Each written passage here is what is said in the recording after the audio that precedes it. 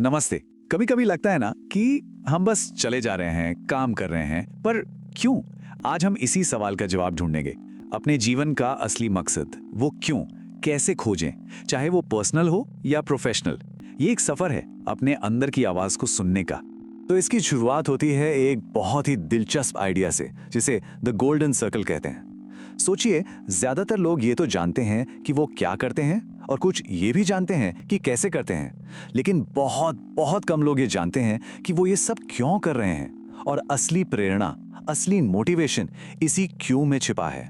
तो ये सवाल अपने आप से पूछना बहुत जरूरी हो जाता है। अगर मैं नहीं तो कौन? ये सिर्फ एक सवाल नहीं है, ये एक तरह की जिम्मेदारी है।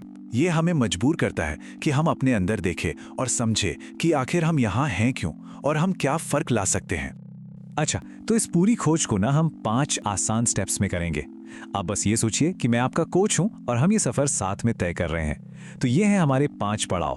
पहले क्या से पहले क्यों, फिर अपनी कहानियों को ढूंढना, एक पार्टनर की मदद लेना, अपना क्यों स्टेटमेंट बनाना और आखिर में उसे अपनी जिंदगी में उतारना। ठीक है, तो चलिए शुरू करते हैं हमारे पहले सेक्शन से, क्या से पहले क्यों, और थोड़ा और गहराई से समझते हैं कि एक गोल्डन सर्कल आखिर है क्या और काम कैसे करता है। देखिए, ज्यादातर लोग या कंपनियां कैसे बात करते हैं, वो बाहर से अंदर की तरफ आते हैं। पहले बताते हैं कि वो क्या करते हैं, फिर कैसे, और शायद आखिर में कभी क्यों।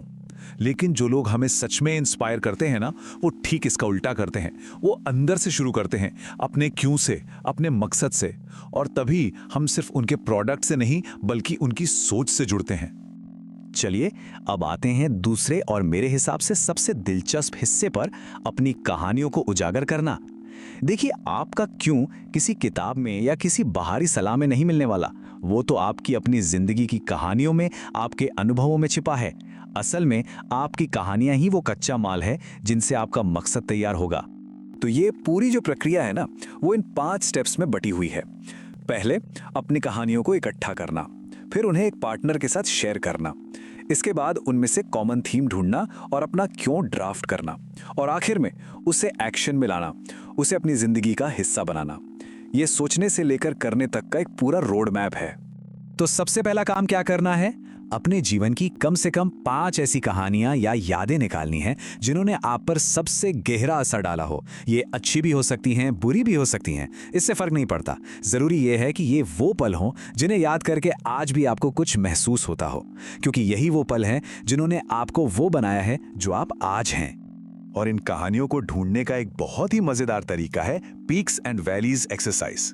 जरा सोचिए, एक सीधी लाइन है जो आपकी जिंदगी की टाइमलाइन है।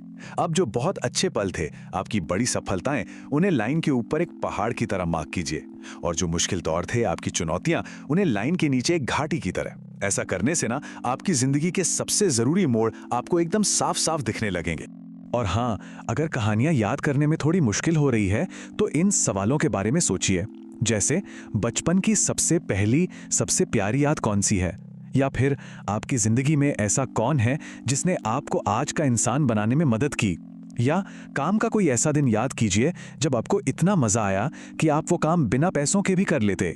ये सवाल आपकी यादों की तिजोरी को खोलने में मदद करेंगे। अब आता है तीसरा और बहुत ही जरूरी हिस्सा, एक पार्टनर की ताकत। जी हाँ, ये काम अकेले नहीं करना है। आपको एक ऐसा दोस्त या साथी चुनना है जो बस आपको ध्यान से सुन सके। और एक छोटी सी टिप, कोशिश कीजिए कि वो कोई ऐसा हो जो आपकी कहानी को पहली बार सुन रहा हो, ताकि वो बिना किसी पहले से बनी राय के एकदम ऑब्जेक्टिव होकर आपको सुन सके। तो इस प्रोसेस में 2 रोल हैं। एक है आप, कहानी सुनाने वाले। आपका काम बस इतना है कि अपनी वो 5 कहानियां पूरी ईमानदारी और अपनी फीलिंग्स के साथ सुनाएं। और दूसरा है आपका पार्टनर, कहानी को समझने वाला। उसका काम आपको जज करना नहीं है, उसका काम है बस ध्यान से सुनना और आपकी कहानियों में जो बार बार आने वाले थीम्स हैं, शब्द हैं, भावनाएं हैं, उन्हें पकड़ना। आपका पार्टनर एक बहुत आसान सा तरीका अपना सकता है, एक टी चार्ट। मतलब एक पेज पर बीच में लाइन खींचकर एक तरफ वो लिखेगा क्या हुआ, यानी कहानी के फैक्ट्स, और दूसरी तरफ लिखेगा कि कैसा महसूस हुआ या इससे क्या सीखा। इससे ना कहानी की घटनाओं और उसके पीछे छिपे असली मतलब को अलग करना बहुत आसान हो जाता है। और कहानी की गहराई में जाने के लिए आपका पार्टनर कुछ सवाल भी पूछ सकता है, जैसे उस एक्सपीरियंस में ऐसा क्या था जो आपको सबसे अच्छा लगा, या उस एक घटना से मिली ऐसी कौन सी सीख है जो आज भी आपके साथ है। इस तरह के सवाल आपको उन फीलिंग्स और वैल्यूज तक ले जाते हैं जिनके बारे में शायद आपने खुद भी नहीं सोचा होगा। तो ठीक है, अब तक आपका पार्टनर आपकी कहानियों से वो मुख्य बातें, वो कॉमन थीम्स निकाल चुका है। अब हम आ गए हैं चौथे स्टेप पर, अपना क्यू स्टेटमेंट तैयार करना। अब वक्त है उन सभी बिखरे हुए धागों को जोड़कर एक दमदार वाक्य बनाने का। तो सवाल अब ये है, इन सभी भावनाओं, सीखों और कहानियों को एक साफ, सिंपल और एक्शन ओरिएंटेड वाक्य में कैसे बदला जाए। एक ऐसा वाक्य जो आपकी जिंदगी के लिए एक कंपास की तरह काम करे। और इसका जवाब इस बहुत ही आसान से फॉर्मेट में है, कुछ ब्लैंक आपका योगदान करना ताकि ब्लैंक वो असर जो आप देखना चाहते हैं हो सके। बहुत सिंपल है। पहला हिस्सा बताता है कि आप क्या करेंगे और दूसरा हिस्सा बताता है कि आपके करने से क्या फर्क पड़ेगा। और एक बात जरूर याद रखिए, ये सिर्फ एक ड्राफ्ट है, पहला ड्राफ्ट। इसे पहली बार में ही परफेक्ट बनाने की टेंशन मत लीजिए। बस कुछ ऐसा लिखिए जो आपको दिल से सही लगे। शब्द बाद में बदल सकते हैं और यकीन मानिए बदलेंगे भी। आपका क्यों कोई पत्थर की लकीर नहीं है, ये आपके साथ साथ ग्रो करेगा। चलिए अब हम पहुंच गए हैं अपने आखिरी और सबसे जरूरी पड़ाव पर, मतलब अपने क्यों को सिर्फ कागज पर लिखे एक वाक्य से निकालकर अपनी रोजमर्रा की जिंदगी का हिस्सा कैसे बनाना है। अपने क्यों को असल में जीने के लिए 3 काम करने हैं। पहला, अपने इस ड्राफ्ट स्टेटमेंट को कुछ भरोसेमंद दोस्तों को सुनाइए और देखिए उन्हें कैसा लगता है। दूसरा, अपने कैसे को पहचानिए, मतलब वो 4-5 प्रिंसिपल्स या वैल्यूज जो आपके क्यों को जिंदा रखेंगी। और तीसरा, अपने हर दिन के कामों और बड़े लक्ष्यों को अपने इस मकसद से जोड़िए। यही वो चीज है जो आपके करियर को एक नई दिशा देगी और आपको वो सेटिस्फैक्शन देगी जिसे हम सब ढूंढते हैं। तो लीजिए, आपका क्यों लिखा जा चुका है, पर असली काम तो अब शुरू होता है। मंडे मॉर्निंग यानी कल सुबह जब आप उठेंगे तो क्या बदलेगा।